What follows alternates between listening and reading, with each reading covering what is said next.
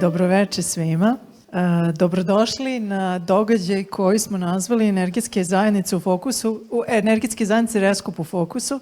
Veoma mi je drago što ste nam se pridružili i hvala vam stvarno, pogotovo pošto smo pomerili događaj od juče na danas zbog situacije koja je bila ispred Skupštine. Verovatno neki ljudi nisu uspeli da stignu danas i da pomere svoje rasprede, ali mi je drago da smo se okupili makar u ovakvom broju. Moje ime je Ana Đokić, ja sam iz Energetske zadruge Elektropionir i naš gost večeras je Džoša Roberts, koji dolazi iz REScoop-a, koja je krovna organizacija energetskih zadruga iz čitave Evrope. Ima oko 2250 članica energetskih zadruga i zajednica i mogu da kažem da je REScoop za nas kao Elektropionir jedno dve energetske zadruge koje postoje u Srbiji danas bio velika inspiracija od samog početka, od kako smo krenuli. Čitav taj spektar energetskih zadruga koje postoje širom Evrope, o čemu ćemo isto večeras čuti, je jako inspirativan i za naš kontekst i ono što se sada dešava kod nas, s jedne strane i zakonski da se stvaraju uslovi za energetske zajednice da kažem, dobiju neku regulativu i pominju se već u nekim zakonima, ali oni su nepotpuni, zato što bi one mogle da budu i za njihov potencijal. I ono o čemu će, a s druge strane postoji potencijal već činjenica samo da postoje već dve energetske zadruge, da postoje drugi ljudi koji su zainteresovani za ovakve priče i da se nalazimo isto i u političkom i u društvenom momentu gde su ljudi više zainteresovani za udruživanje. Tako da ja lično vidim, a i mislim da mi kao Elektropionir vidimo energetske zadruge i zajednice kao jedan potencijal za budućnost, gde će se ljudi koji se, na primjer, danas okupljaju oko zborova, moći da nastave okupljanje, na primjer, i oko energetskih zajednica i nekih sličnih vidova organizovanja. Džoš je pravnik po zanimanju. Mi smo imali priliku da juče u jednoj maloj koncentrisanoj grupi provedemo čitav dan gledajući kako bi ta zakonska regulativa mogla da izgleda za nas u Srbiji i koji su neki potencijali da nešto i mi na to utičemo. Danas smo imali takođe mogućnost da u saradnji sa GIZ-om dovedemo i neke ljude iz institucija da čuju ovu priču, tako da htjela sam da vam kažem da ima neki malo širi kontekst od ovoga samo večerašnjeg predavanja. Znači, nadamo se da će neki, da kažem, eho Džošovog prisustva doći i do ljudi koji pišu sada trenutno ta neka podzakonska akta. Džoš, I would like to welcome you and give you the floor. I just told a little bit about the context where we are and that we already had a workshop and that we are trying also to influence somehow decision makers here how to impact the legislation. But you will tell us more about some inspiring examples in legislation and also some examples which are not so great and maybe we should not follow. Yeah, so thank you.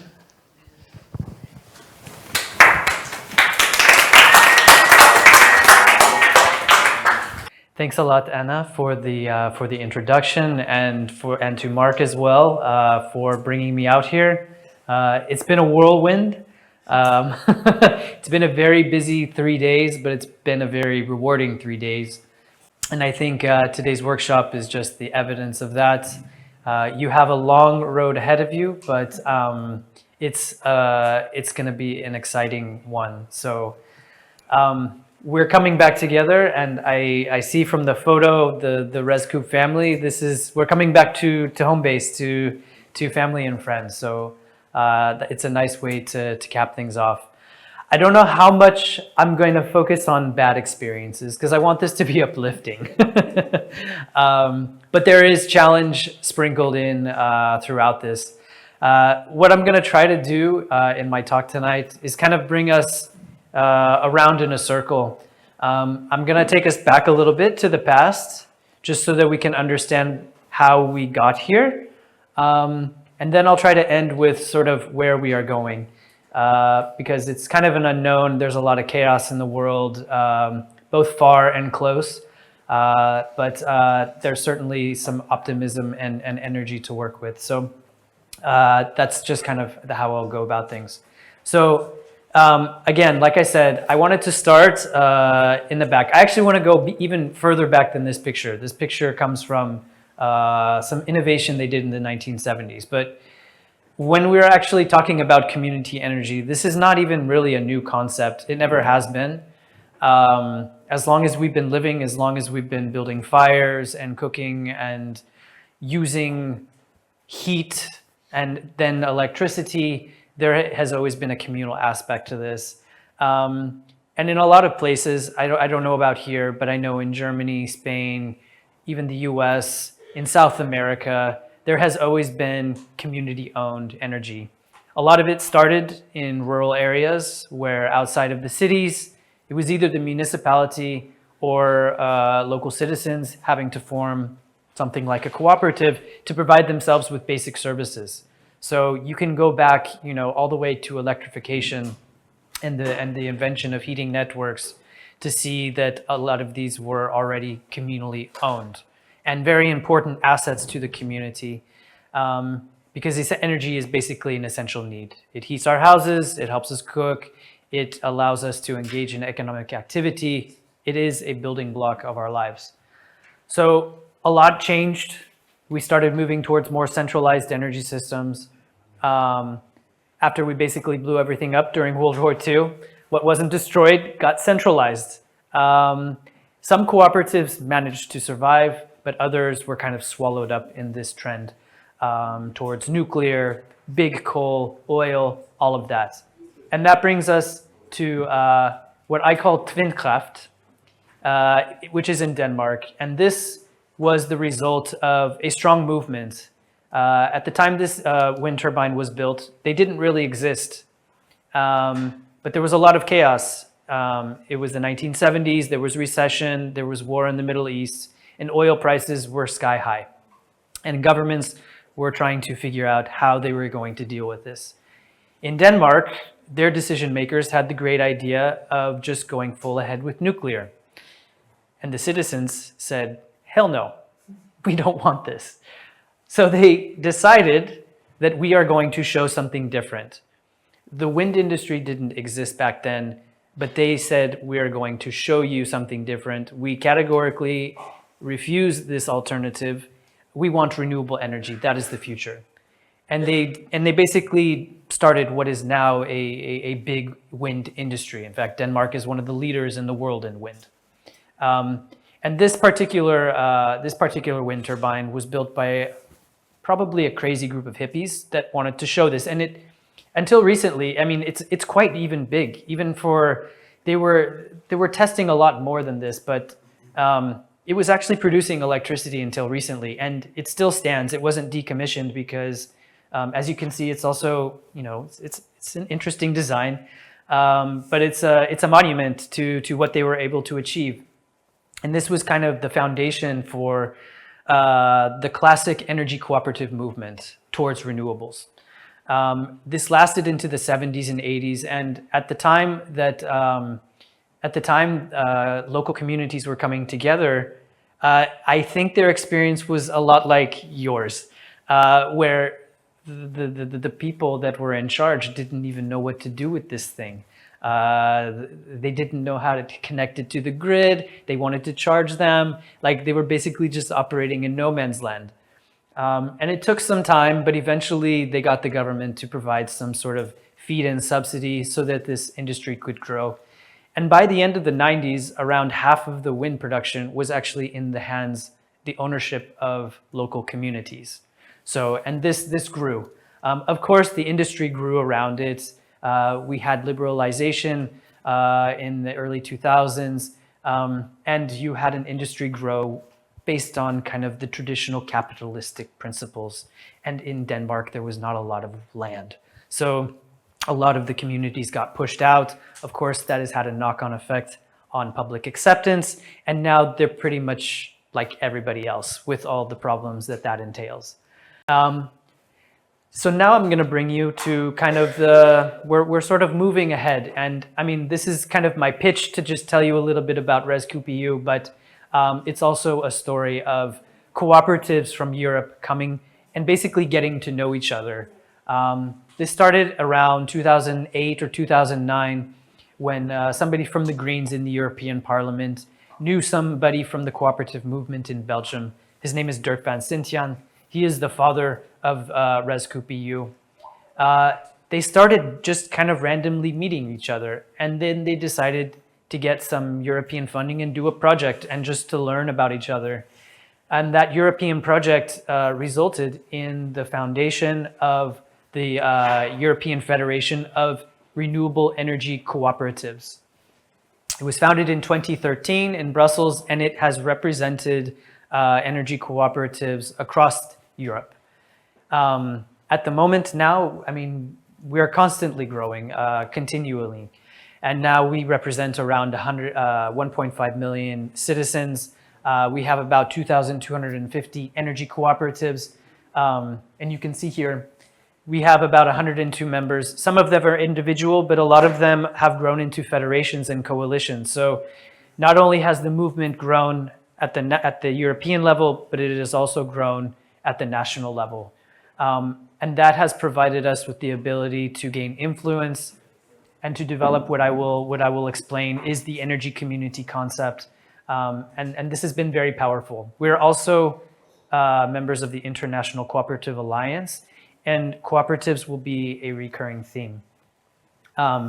We not only worked on the EU legislation, but we have had the opportunity to work with people at the national level, everybody from NGOs and our members to national decision makers. And we've had the opportunity to provide services to the European Commission to provide further support for energy communities. So we have a lot of knowledge in our federation, and that's why we are able to come here to share it, to help the movement grow further. Before I get into what is actually an energy community, for those of you that don't know, this is very important because, I mean, as I will explain, energy cooperatives are not really that different from other energy communities. The main difference is why we exist in the first place. Most energy companies today exist to make their shareholders money. Okay, and this creates a lot of problems, mainly for consumers, because there's a trade-off there. And it's a problem for sustainability, because they have the incentive to supply you with as much energy as possible. Energy cooperatives operate on a completely different level. We operate by the 7 International Cooperative Alliance principles, and this is very much about how the organization is formed, why it exists, what are its objectives, and how the decision-making is going inside of the cooperative to make sure that everybody has a say and that everybody collectively benefits. And that brings us to what is an energy community? What is a cooperative? And I always say that energy communities are about joining social innovation with technological innovation. We are not the most technically innovative. We are using technology that other people are also using. But why and how we are using it is what makes us unique.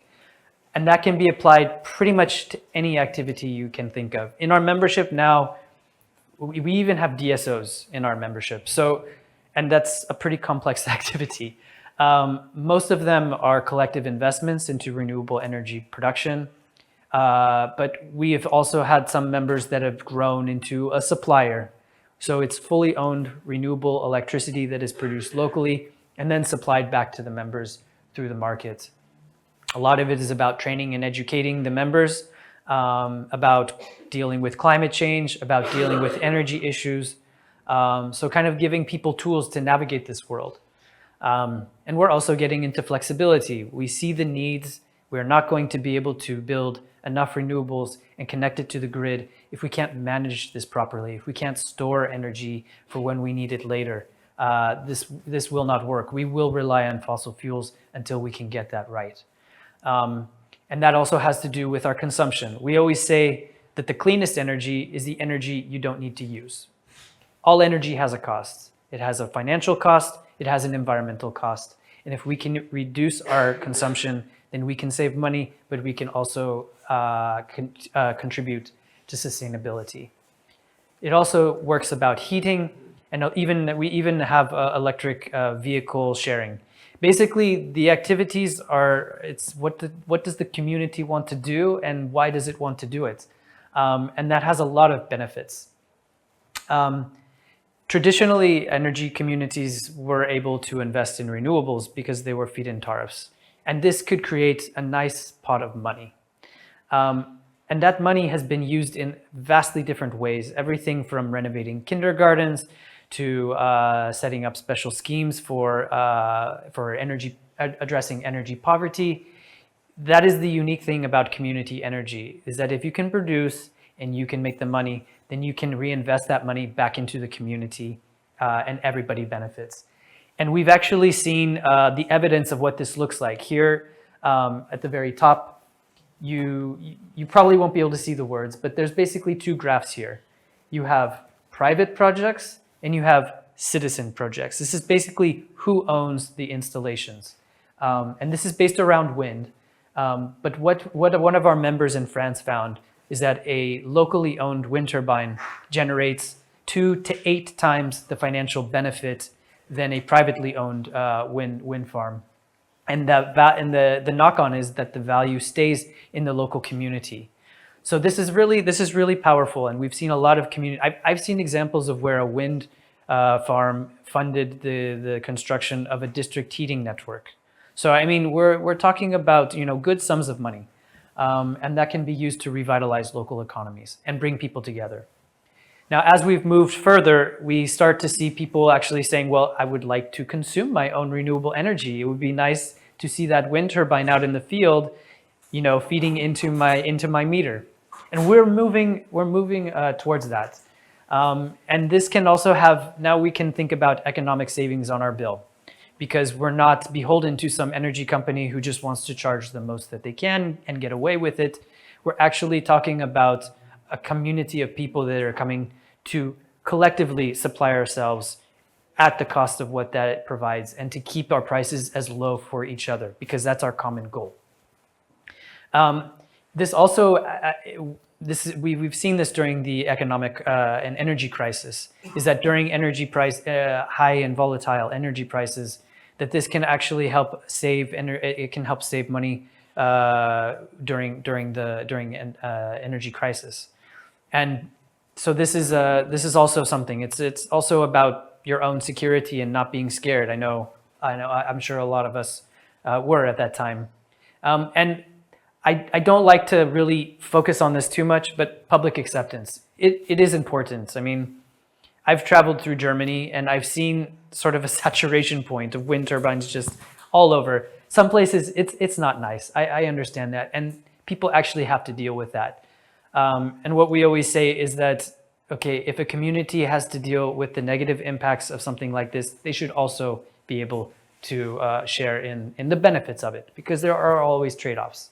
And we've actually seen examples of where communities are actually, they're actually interested in a wind turbine if they can participate in it. And again, as we move forward, it's also about providing benefit to the grid. We had some very interesting conversations with the DSO today, and for them, it was all about costs. And of course, we don't want to raise costs for society. We want to contribute to a better society. And if we can be more flexible and we can engage in storage, then we can also start to contribute to the flexibility of the grid. And that can save costs not just for us, but for everybody.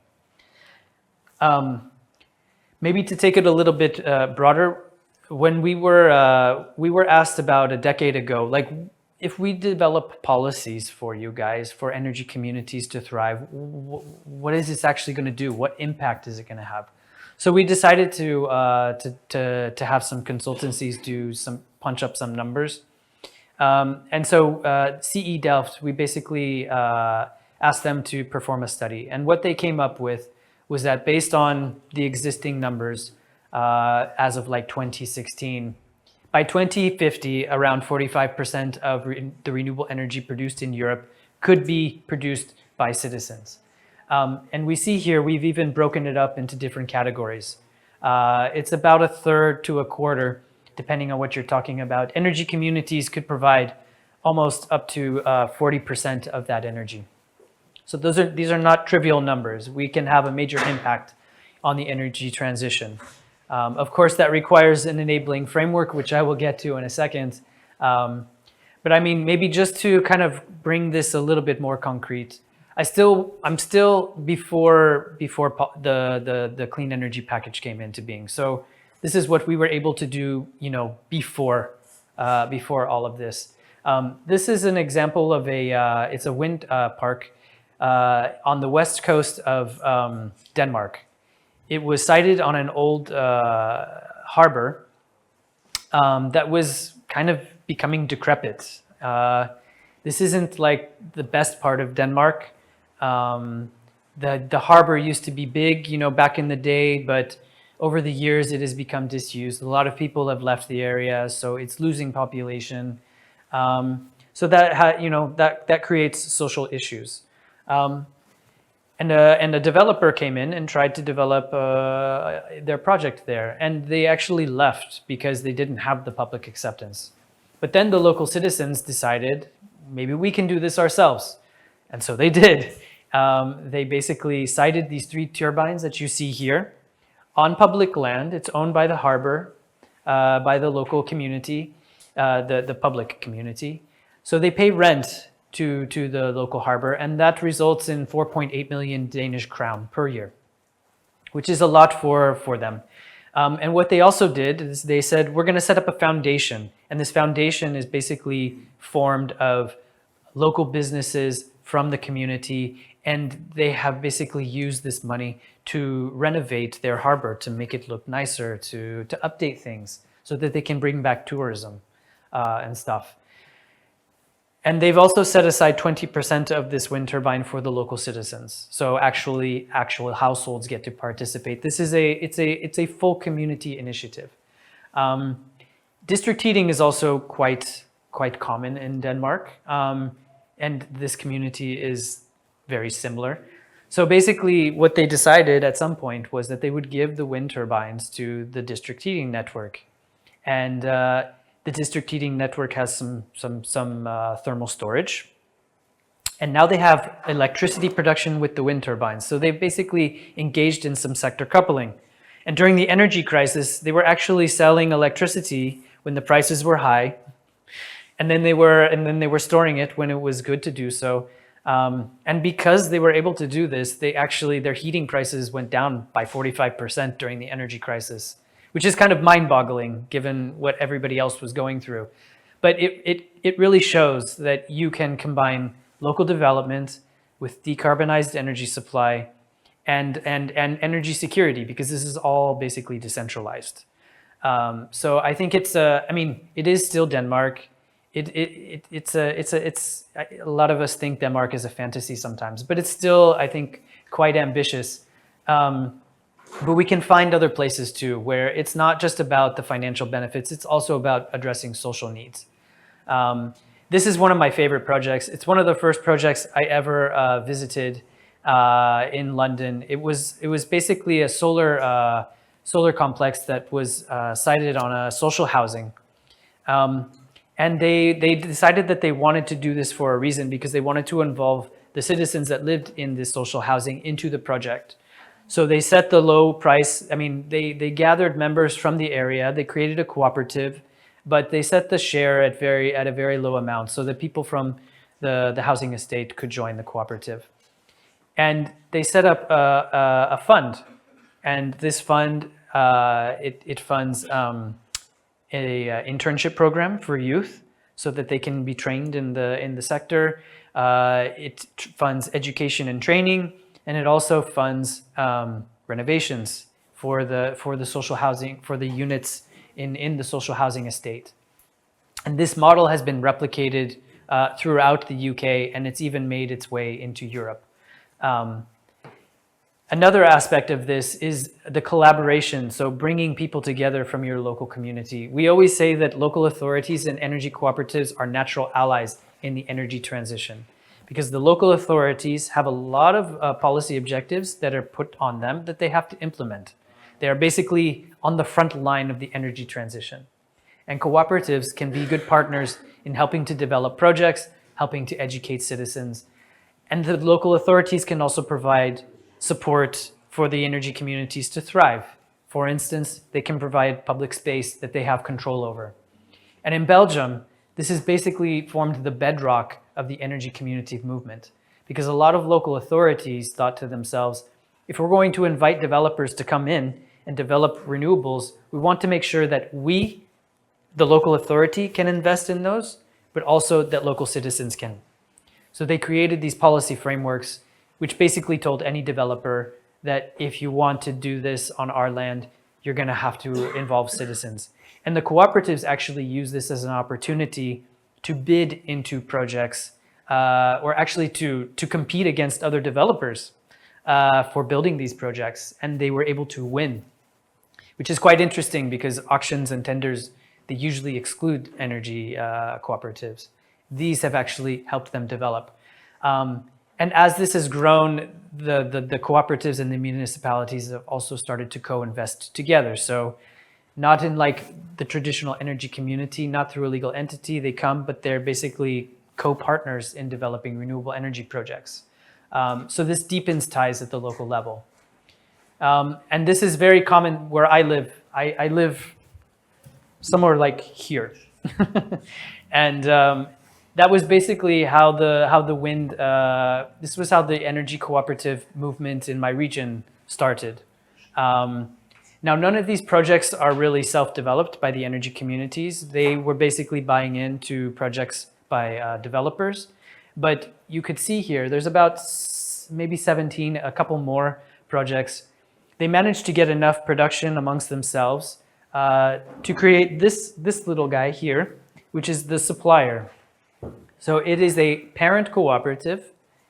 It has all of these cooperatives as its members, and it supplies all of the production from these members to the citizens who are members of these cooperatives. So now you have a self-fulfilling virtuous loop where the people have invested into the production. With that production, they have set up a supplier, and now they are providing the service of the renewable energy that is locally produced to those members. And this it's great. I'm honored to be a member of this cooperative.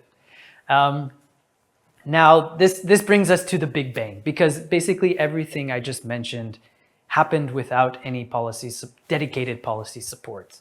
Okay. Around 2013, after the energy crisis, or after the last financial crisis, we saw that a lot of governments were starting to move towards market-based procedures to support renewables. And this was having a big impact on energy cooperatives because they are often smaller. You can see they have different objectives. And so we were starting to see some cracks in the system because they couldn't keep up with the big guys. So with this newly formed federation, REScoop.eu, we started to approach the European Commission. I worked for a local NGO in Brussels at the time, a legal NGO. And so we worked together to try to get policy on the map. And Commissioner Juncker, in 2015, he decided that they wanted to set up this energy union. And they had this big communication. And in this communication was what I call the Big Bang for energy communities. And they wrote this phrase that most importantly, our vision for an energy union with citizens at its core, where citizens take ownership of the energy transition, benefit from new technologies to reduce their bills, participate actively in the market, and where vulnerable consumers are protected. For me, this is where everything comes from. We don't have our legal framework without this. Of course, this was just rhetoric at the time. So we went to work. We went to a lot of work, and now we have this. We started out with the first two pieces of legislation that you can see, the Renewables Directive and the Electricity Directive. Both of these pieces of EU legislation contain the foundations of energy communities. They defined them for the first time. They defined active customer. They defined basically prosumer. I mean, we don't call them prosumer because a prosumer can produce many different things. But it was the first time that citizens had actually even been acknowledged as citizens. Before this, policy we were all just consumers. We were all just numbers. Now we've been acknowledged as citizens, and we've been acknowledged as active participants in the energy transition. These directives provided us with rights, and they provided us with the obligation for our governments to put in place enabling frameworks so that we can exercise these rights, both as individuals and through our communities. And we didn't stop there. Maybe we should have, but we didn't, because we're crazy. But we continued to build this out, and now we have funding structure for dealing with energy poverty. We have supportive policies that allow us to work on housing renovations.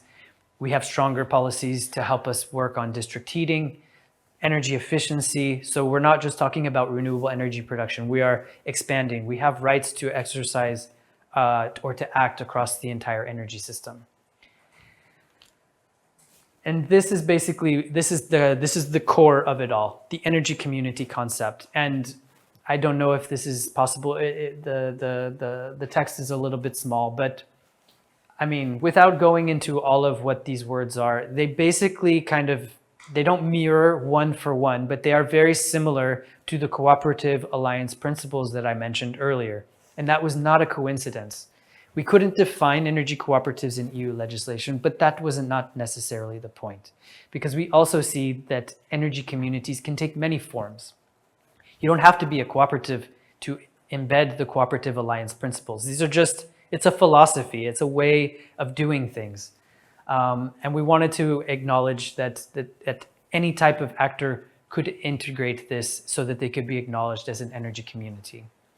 And this was really important because I think we also wanted to make sure that all of the best practices that I just told you about, all of the great stories, that every citizen across Europe could have access to this ability to do that. And that brings us to the next episode. We have the OGs, and I've already talked about them, the original gangsters. And now I think... It's from 70s. What's that? What's from the 70s? Yeah, it is which this retro refrigerator wind this turbine. Yeah. Which they are... Yeah. Yes, they were the real original gangsters. But now you guys are the young thugs. You're coming up on the streets and you're ready to get your hands dirty. And you don't necessarily, look like the old original gangsters. Things have changed, We're now we have more technology. We can actually consume our own energy. So the models that we are developing are different from what are before. And that's a great thing because it provides a lot of diversity. We recently mapped, we were part of a project called ESPON Tandem. And we did this amazing mapping exercise where we basically had to look across the EU and map all of the different energy communities. And now today, we have about 8,000 energy communities across Europe. And you can see even the different numbers. Of course, a lot of the larger numbers are still from Western and Northern European countries, but that is quickly changing. And we have a lot of good stories already. We have one that's not too far from here in Hrastnik, Slovenia. And this was it's a mining town of Hrastnik. And the local NGO there decided that they wanted to create a cooperative with the local municipality. So what did they do?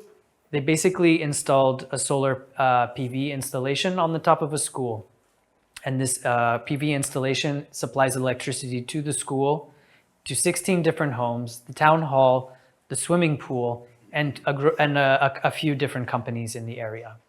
And this was developed, it was, I think, something new to the people there because they worked through workshops to develop this. They worked through communication with the local citizens. They co-developed the initiative together. They didn't just plop it and say, hey, look at what we did for you guys. This was really a grassroots initiative.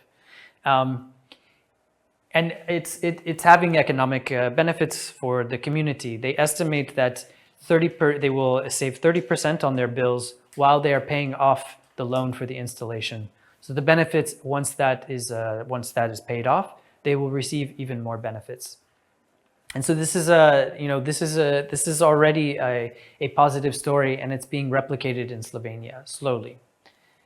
And these are just some numbers from around. I mean, Austria is Austria is known, I mean, they had an energy cooperative movement, but they've also embraced this new energy community movement. A lot of it is based on collective self-consumption. And they built their framework, their legal framework, during the energy crisis. It's not perfect. I could poke several big holes in it, but it actually has worked. So I don't want to be too picky. But I think what's even more impressive is looking at the numbers from Poland and the Czech Republic, because I know that at least in Poland, before a couple of years ago, becoming a prosumer was almost like an impossible thing. And even as of 2022, only 2 energy cooperatives were registered. I looked this morning and there are 187.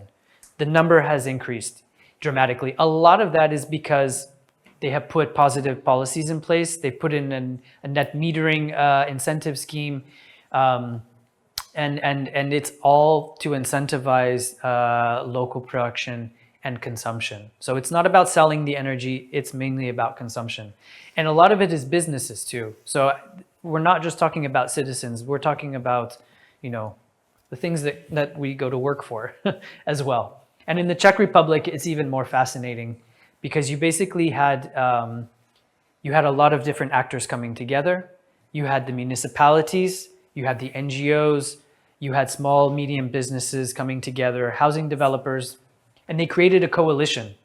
So they took the NGOs, they basically led the others, and they gathered them together so that they could advocate for good legislation on energy communities and the ability to share energy. And now there is cross the aisle support, political support for community energy. They recently just elected a far-right government, but this far-right government will support community energy because it's a popular thing and everybody knows it. So they have the winds in their sails. And as of last year, they just started, but they already have about 85 registered energy communities. They're still figuring out the details about energy sharing, but everybody is very positive and they see that things are moving forward. This is also the Netherlands. I mean, the Netherlands had a lot of examples before, but they've also had even more examples after the clean energy package. And now this is basically, I mean, you can see how it kind of spiraled up. It's grown very quickly since around 2010. But now you can kind of see a great diversity in which activities the cooperatives are involved in. They're involved in solar, they're involved in wind, they're involved in energy savings, and they are diving head first into local heating projects. It's amazing what they're able to do. And they've raised a lot of money too. I didn't keep it in this slides. It was in another slide deck earlier today, but basically one of the interesting things they did is they asked the government to create a revolving fund so that they could get some public subsidies to start building projects. They basically built on top of this, and now they have they basically built a cooperative fund so that they built their own capacity, and now they are helping to self-finance their own projects. And so they don't rely on the government support. They asked for the government to support to get them started, and now they're up and running. So I'm sure I've just told you a bunch of positive stories. On our website, we have this great thing called the transposition tracker. We're changing the name because we're past transposition. We're now implementing. We need to be implementing. But you can see it's kind of a mixed bag. What I say is that no country is perfect. We have assessed their definitions, the enabling framework, and the financing frameworks. And yeah, it's hard to say that any member state, any European country is really doing everything great. Everybody has growing pains. So I think that's also important to keep in mind here because, nothing is going to be perfect anywhere. But we also know that we're not alone. So that has been one of the wonderful things about REScoop.eu is that we bring people together and they are sharing their success, but they're also sharing their challenges, and we can learn from those challenges. And now we come to today, because things are just, I don't know, the gas pedal of the world is just, foot down. So we have rising inequality, we have war, and we have a lot of public resistance, growing public resistance to the energy transition. And this creates a lot of challenges. But as I've mentioned, energy cooperatives, and this is probably my favorite thing about community energy, is we have an answer to every single one of these challenges. We are the answer to public acceptance because we have evidence and we can show that community-owned renewable energy brings value to our communities. It doesn't take it away. We can address social issues. A lot of energy communities are very interested in addressing energy poverty today. And energy communities can be a tool to bring people back together, to help address. We are not the silver bullet. I will say that much. I don't want to act like this is, the solver of all problems, but it brings some positivity where people are facing dark times. And it shows an alternative to the centralized energy system that we have, which basically keeps us captive to outside forces that we might not agree with. It gives us back control over our energy production and how we use it. And of course, I'm not a techno-optimist. I should be. I'm from California, but I hate big tech as much as anybody. But I do see things happening, and I am looking to California sometimes, and this graph is amazing. And why is it amazing? It's all in the orange here.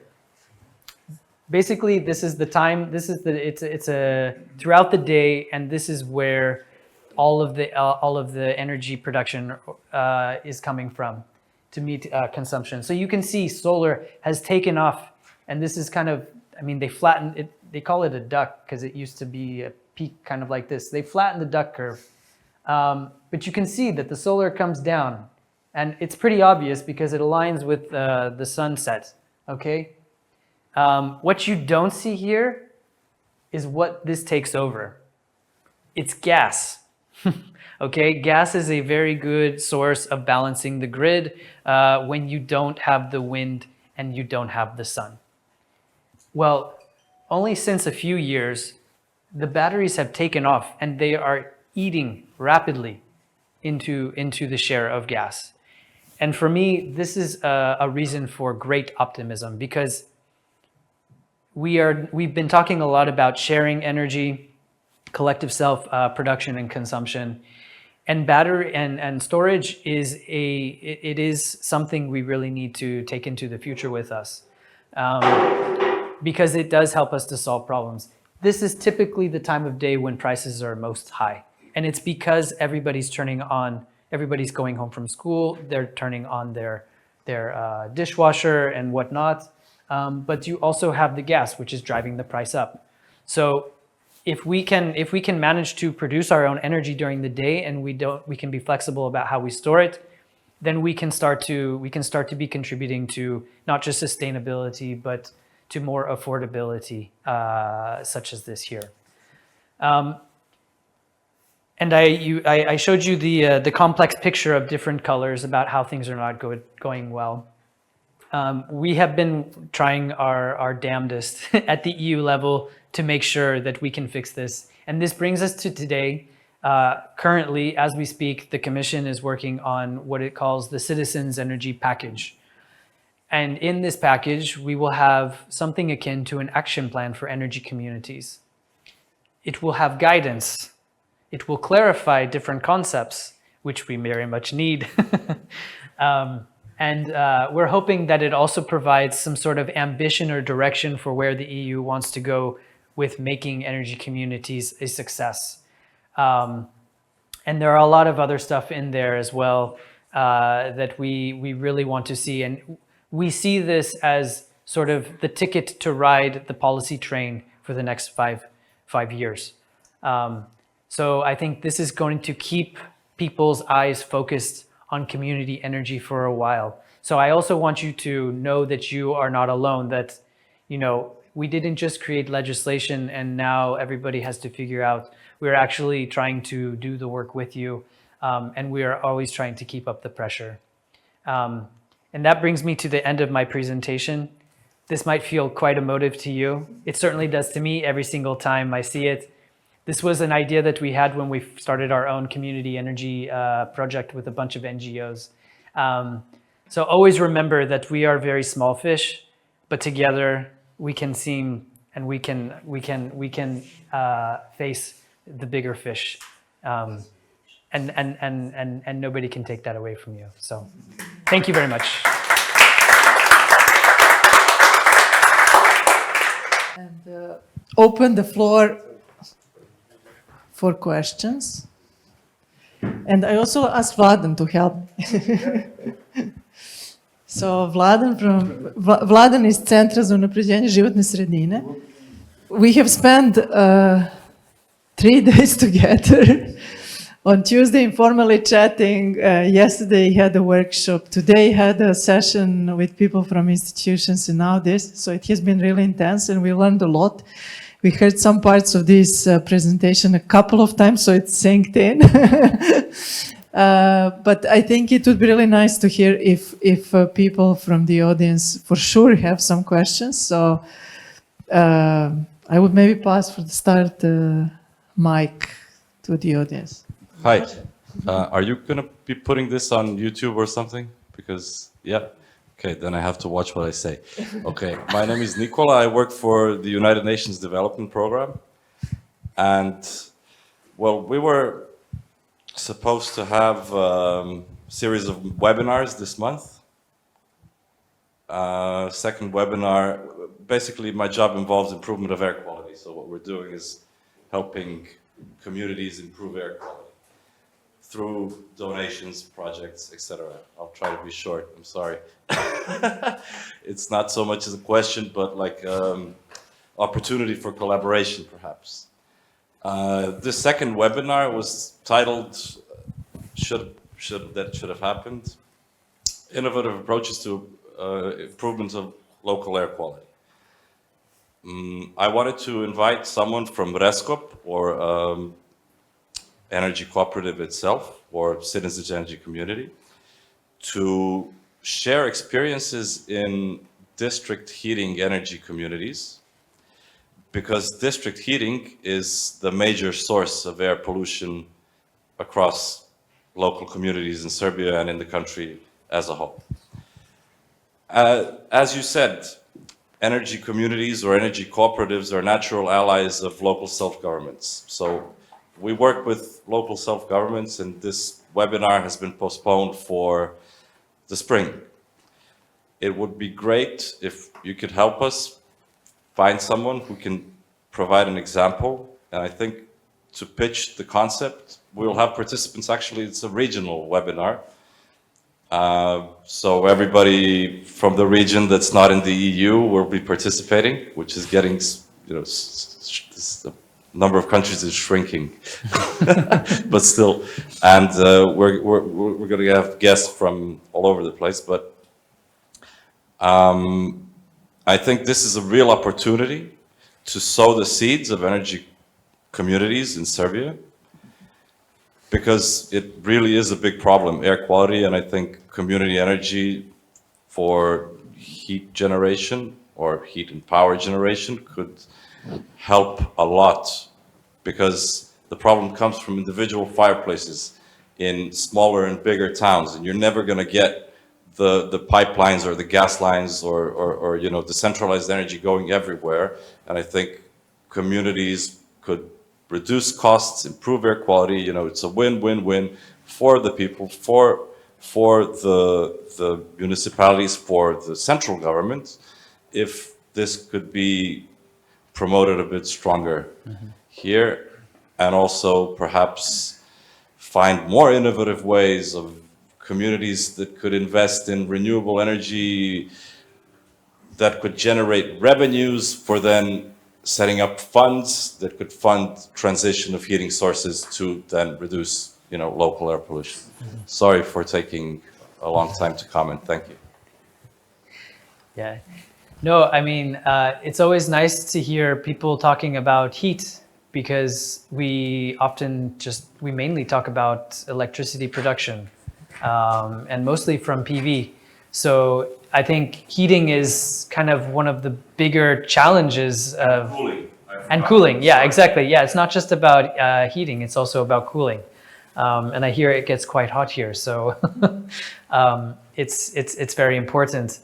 And I mean, I think, and we can also talk about electrification as well, because it's not just about district heating. I mean, you know, district heating isn't also, you know, it's not 100% good for the air quality, because, you know, sometimes it can use woody sources, and so you're still burning stuff.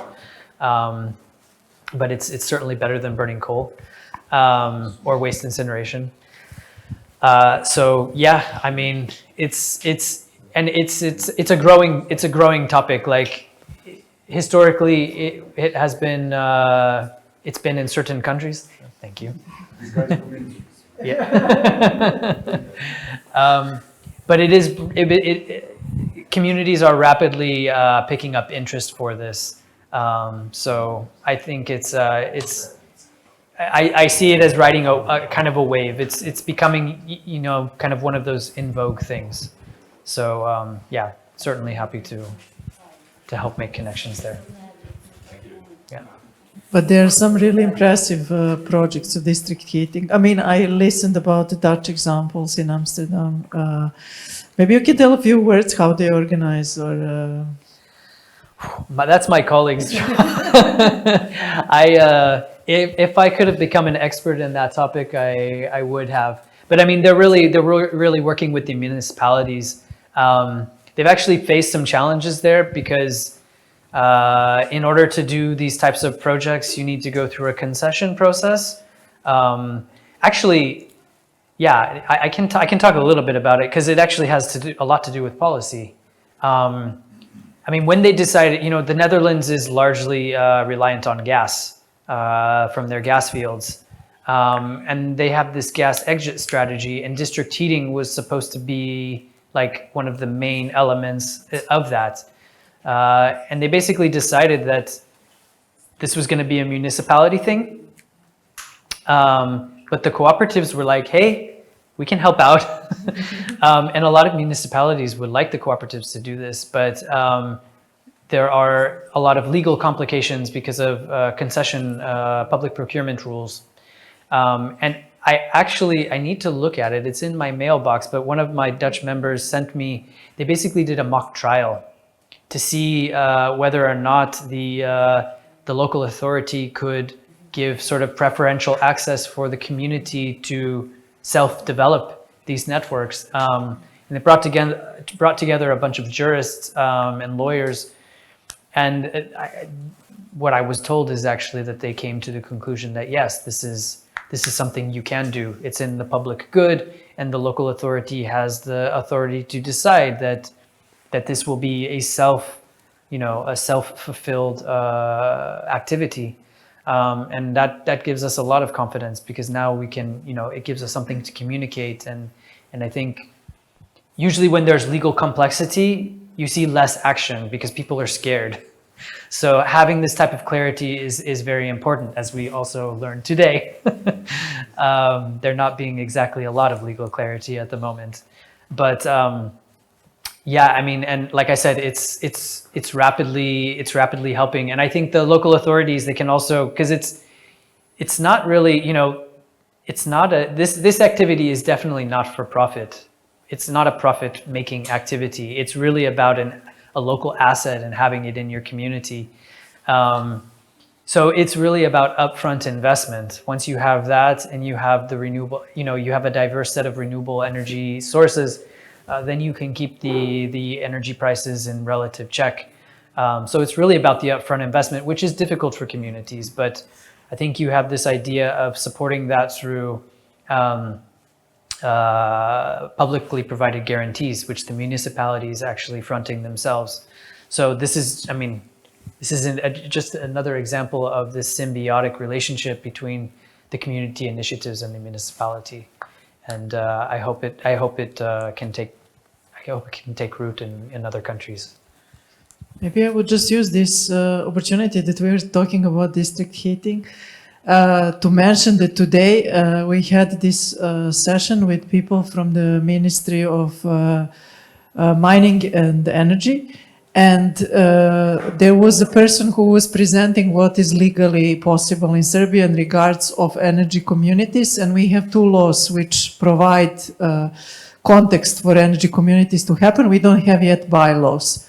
And there was one worrying moment when we realized that actually the only way that they imagine energy communities is in production and use of electricity, and that heating was not meant to happen in Serbia in this way. And even was directly asking about this, and they said, well, we didn't count on this. We were thinking that this is not what people want to do. So there is a need for coordinated action, what I wanted to say, to push the legislation to leave these possibilities open for people to organize energy communities around in very different ways, and not just putting solar or potentially sometimes maybe even wind turbines, but in variety of different ways.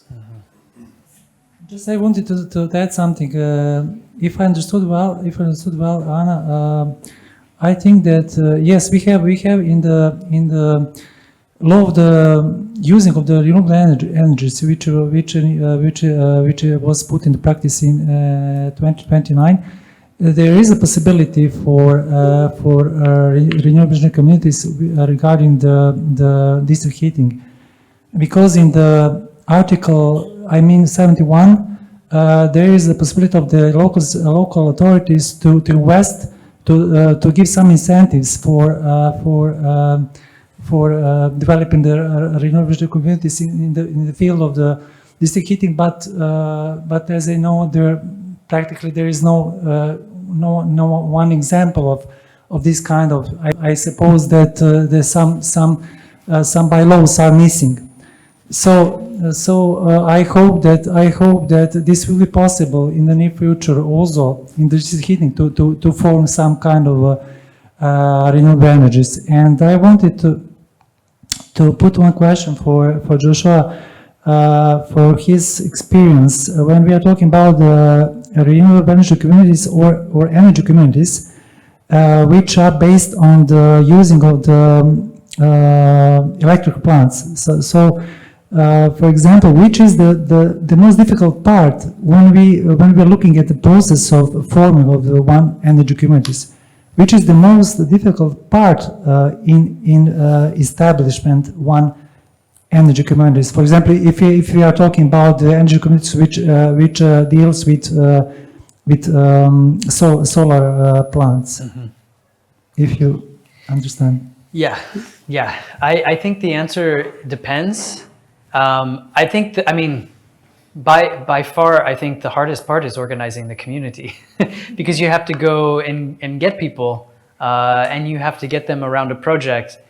Sometimes it's easy, right? Like sometimes you have like-minded people, maybe you live in the same building and you want to do this that way, or you have some friends. But it takes a lot of energy to communicate with people, and I think we've kind of lost this. So we have to keep it up. And as we've heard with some of the examples that you guys have communicated, it's not always working the way you think it is. So you also have to stay in communication with people.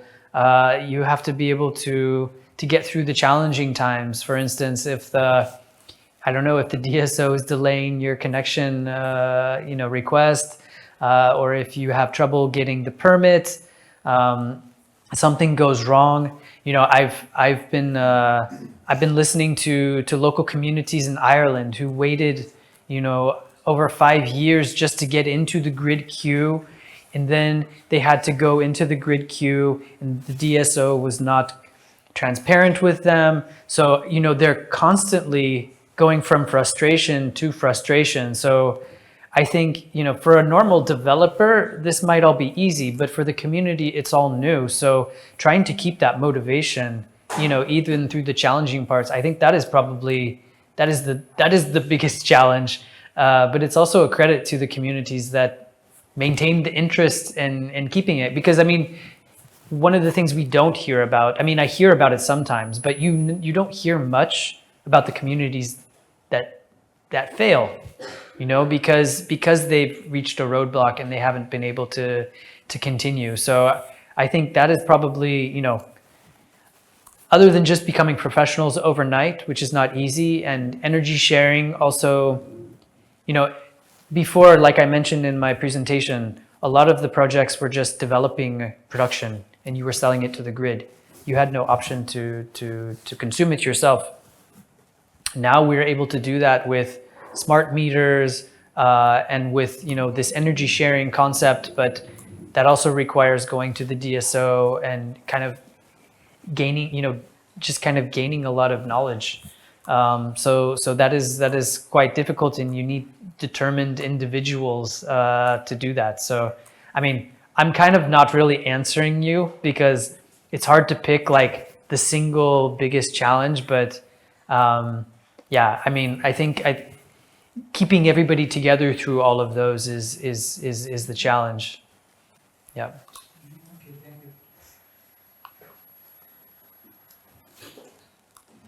Just to give a bit of a context, why George is here, beyond the fact that there is now a moment of some sort of no man's land in terms of legislation. I mean, there is some legislation, but it is incomplete.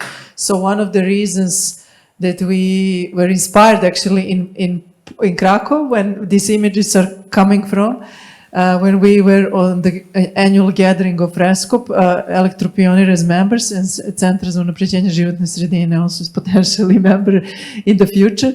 And we were quite inspired by actually a conversation which we had, and we asked Josh if he would like to come and help us somehow that we influence the legislation here. And so that was one of the reasons. And the other reason is that there is already Elektropionir and Sunčani Krovovi as cooperatives are already developing projects which are coming across some barriers and how we can overcome them and things like this. But there is also potential, and there is actually a proposal and a project that we together as organizations develop for Belgrade energy community. And this is now the first time we are telling about this in public. But what we are planning is to establish Beogradska energetska zajednica, BEZ. And the intent is to connect people and organizations. So far, we are not thinking of public institutions, but mainly people and small companies or organizations to be, some of them be producers of electrical energy, mainly from solar, and some consumers, and mainly people that do not have potential to put solar on their own roof. So that in this way, we open up possibility for a larger thing to happen and start from like-minded people. So probably you are among the first people that would be maybe interested for something like this. And I don't know if you want to say a few more words about it. Yeah, I just wanted to add a thing that Energetska energetska zajednica will be urban energy community, and one of the reasons is to help out our ODS because they're having issues with large amounts of electricity where there is no consumption. So living in the city has a consumption everywhere around. So that is one of the issues that we will tackle. Also, the second very important and very important for me as an individual is the idea that we will share 5% of the entire production with the families that are now in the state of energy poverty. So this will be one of the social components of the energy community, and this is something that actually we want to promote through the energy communities. We know that there is a state program for energy poor, but we feel that energy communities can solve this issue much better, much faster, and then the money that was used for these activities by the state can be used further to even, to make the situation even better. So we know that families in energy poverty have issues with energy efficiency of their homes, with electricity and with heating. So those are three issues that we have to tackle together. We'll start by donating the electricity. We'll see how the returns through the community will be, and then we will try to find new ways to help these families in the future. Yeah, so I'll end here. Hello. Can you hear me? Yes. As I can see, you are very tired, all of you, but still shining. And as I work on the project of energy efficiency by the World Bank and going through all these phases of implementing and rebuilding some new ideas and everything we can import in that project.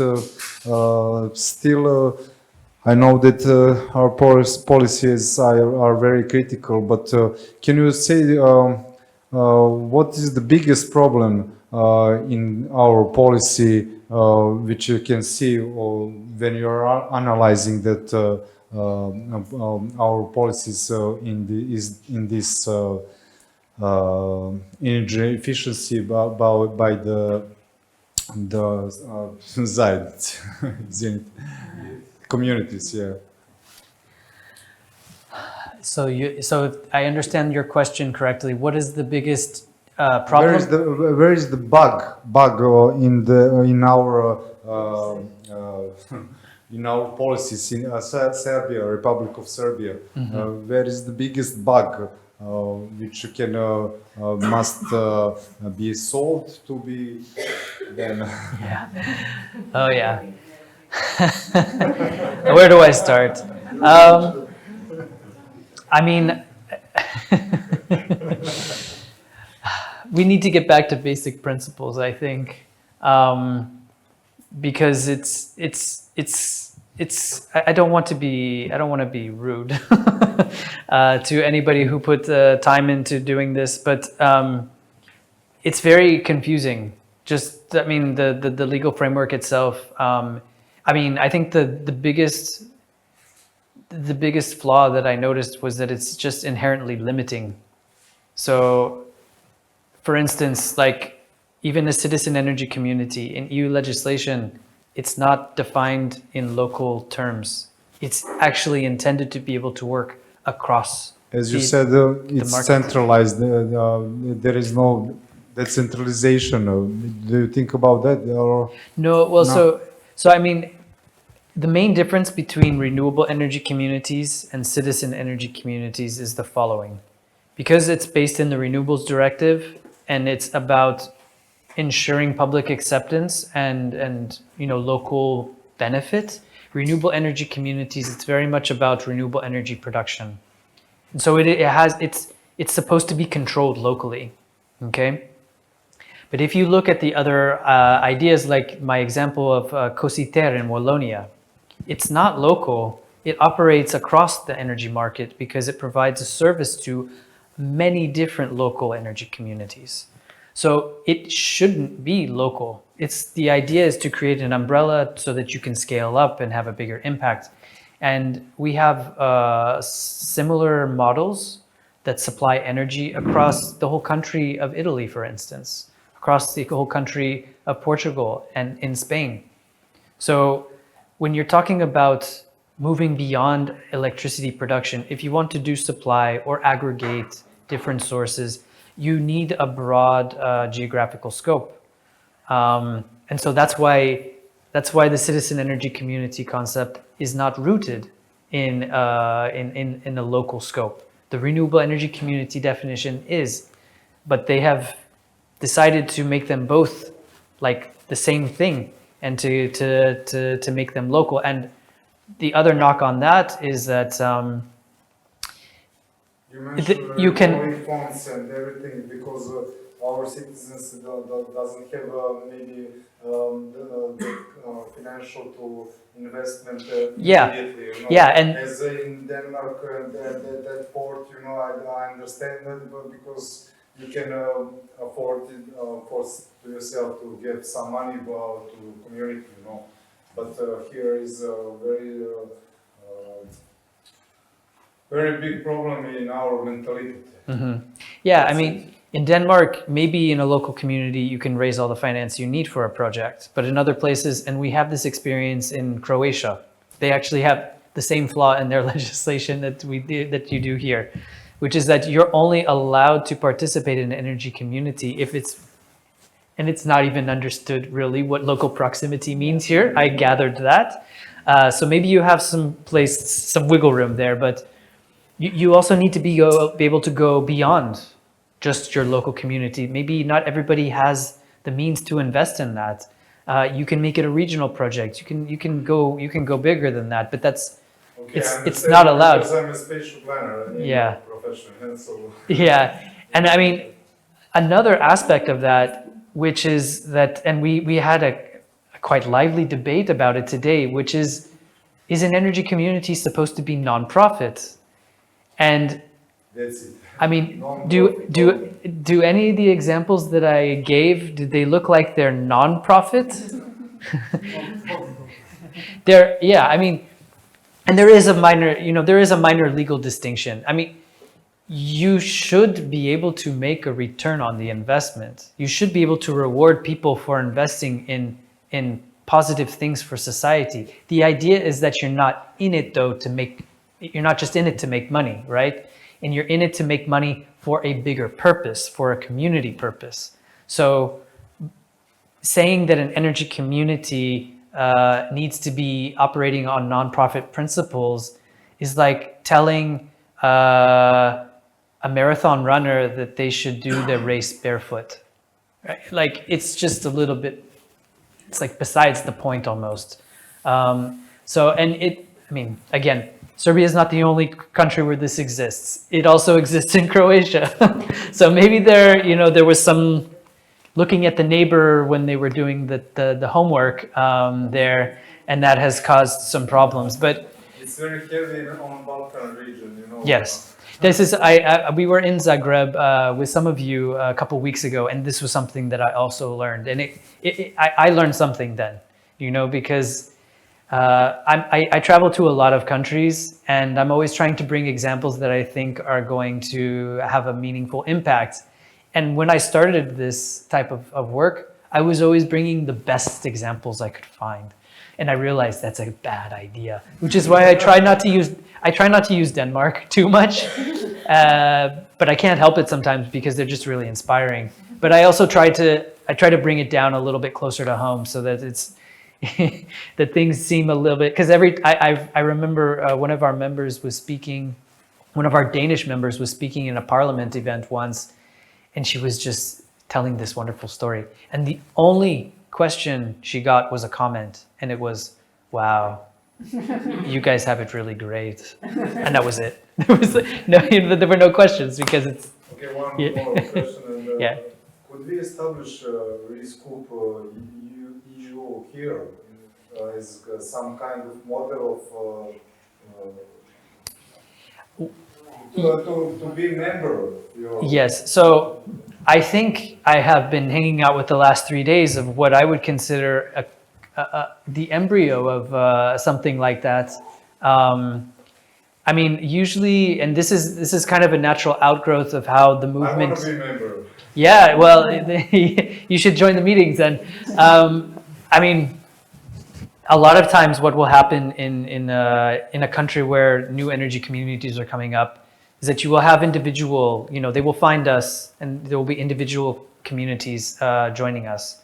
But when we know that things are really going well is when they form their own federation and coalition. And that has. But I'm thinking about yeah. with your help as some kind of establishing the first steps. First steps, yeah. And I mean, Electropioneer is already a member, so we've already taken the first step. But yeah, I mean, you can already, and I mentioned the example of the Czech Republic for a reason, because I think that is something where you're already taking the steps to developing something like that. And I think it's really important. I've made this comment already, but I will make it again for those that haven't heard it. I think one of the naive things that we kind of thought when we were doing our whole political project at the EU level, we kind of said we want everybody across the Europe to be able to experience what these privileged citizens have been able to do. But you have to also understand that these movements grew organically. They grew from the ground up. And now we have EU legislation and we're imposing it from the top down. And that is skipping a step because you still need people to drive it from the ground. Like it still needs to, the EU, it's more the rain, but you need the seeds and they also need to grow. But once you get people together, you need to show the demand. The government needs to see the demand that the people are asking for this and that it's growing and that it's not just, green NGOs, that it's other people that they might take more seriously. Like there's also some strategy behind it. And that's where building alliances with other stakeholder groups is very important. But one thing I will mention about this coalition, they don't just exist to exert political power. They also exist to help build the capacity of the members and for new people. You often see these types of entities, doing workshops for the members, building, educating and training in new activities, creating financing schemes like I mentioned in the Netherlands.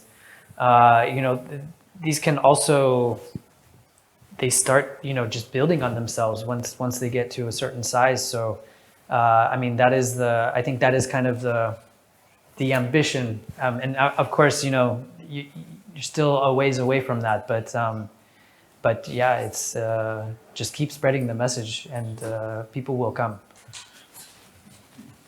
I would like to ask you one question, because many years ago I was traveling through Germany, and I've seen many roofs with PVs.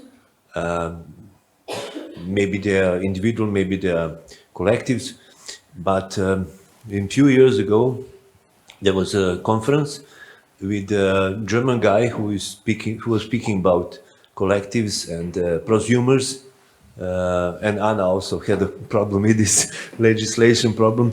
So I would like to ask you, do you feel some kind of resistance? Because this German guy told us in this video conference, he told us, I've asked also this question, do you have a feeling that you have many hurdles or problems in the legislation process? And he said, Germany, that already established this kind of collectives. And he said, well, we have even now. So my question is, do you feel that this resistance from the initiative, from the institutions is existing and maybe slowing the process of growing these collectives? Or do you kind of feel this resistance even in maybe Netherlands or in the EU? Can you tell us about that? Yeah, it's a really good question. I have not a lot. I have my own theory about Germany. The simple explanation is that they lost their way. Okay, yeah, they lost their way, and we can analyze it from many different ways. But if you look back about 12 years, a lot of renewables was still being developed by cooperatives, by farmers, by citizens investing in solar, etc. And it was really seen as the shining light. They were the people I was talking about, the best practice. I took road trips to Germany and I talked to a lot of people, and a lot of it was based on the feed-in tariff, to be quite honest. It provided a very good bankable business case because it was fixed. So you could go, it didn't matter who you were. It was so well known by financial institutions. You could just show them, this is how much production I have a feed-in tariff, and the bank says, here's your loan. And you had to put very little down, like less than 10% for the total investment. And there was this fancy graph that I think the Renewable Energy Agency of Germany came out with. I think it was about 2012, and it showed like the distribution and ownership of renewable energy production. And I think at the time it was like 6% of production was held by the big 4 energy companies in Germany. I don't think they liked that. I mean, there were also other things going on. I mean, Germany was also, it has relied on cheap inputs for its industrial production. We've seen that with Nord Stream and all this stuff that entails. But they were also doing, I mean, they were caught by the European Competition Authority, DG Competition, for providing illegal subsidies for their industry. I can't remember exactly what it was about, but they got, you know, raked over the coals a little bit. But they came to a political negotiation. I think they fixed the subsidy thing, but they also, at the time, they were really pushing back against this sort of market-based approach to renewables. But they gave that up. And I think when they did that, I think part of it had to do with the trade-off, but that's what I think they sold out the energy citizens for the industry. And I think at the same time, the big utilities were like confessing for their sins and saying, we'll take care of it now. And they just kind of threw energy citizens under the bus. And it's kind of a shame to see, because everybody's so gung-ho about the energy transition, but I don't know if it's just something about the German mentality, but they are, yeah, they follow their government, and I get a little bit frustrated sometimes because I want them to, even our own members, you know, they're just like, yeah, I don't know, we don't want to rock the boat too much. They don't want to be seen as like, you know, the fly. They don't want to be the fly in the oil, and it costs them, but they've really fallen behind. I mean, they don't have energy sharing. They managed to get some sort of, we were able to change the competition rules as well to get, so that you could provide special state aid to energy communities. And even that is not, I mean, it's working, but it's still, they've had to rebuild the energy community movement. So I think it will get there, but they lost a lot of trust and they created a lot of uncertainty. So I think they're also, as much as they are good for best practices a while ago, they're also a good lesson for what not to do. So yeah, I mean, we'll see where the story is also written, but yeah, that's my theory on Germany. If there are no more questions, I don't know. I guess we are fine, huh? I would like to thank you, Josh, for really extensively sharing with us your knowledge and experience. And it was really a pleasure to spend these 3 days together. Hvala vam svima što ste nam se pridružili. Možemo da ostanemo ovde još neko vreme, imamo neko malo posluženje. Mislim da ste se upisali, bit će prilike za još neka druga druženja. Među vremenu možete da pratite Prozumer RS informacije i podcast Elektrifikacija 2.0. Možda je isto zanimljivo za ovu grupu da kažem da Elektropionir takođe ima svoje edukativne programe pod nazivom Solar tehnika narodu i u naredna 3 dana ćemo imati jednu specijalnu ediciju koja se zove Energija ženama sa nekih 20 učesnica gde ćemo o energiji pričati iz ugla brige i nege međusobne u jednom malom mestu u okolini Valjeva. Nije javni događaj, ali neke od inputa toga svega ćemo podeliti sa vama. Hvala svima i do sledećeg druženja.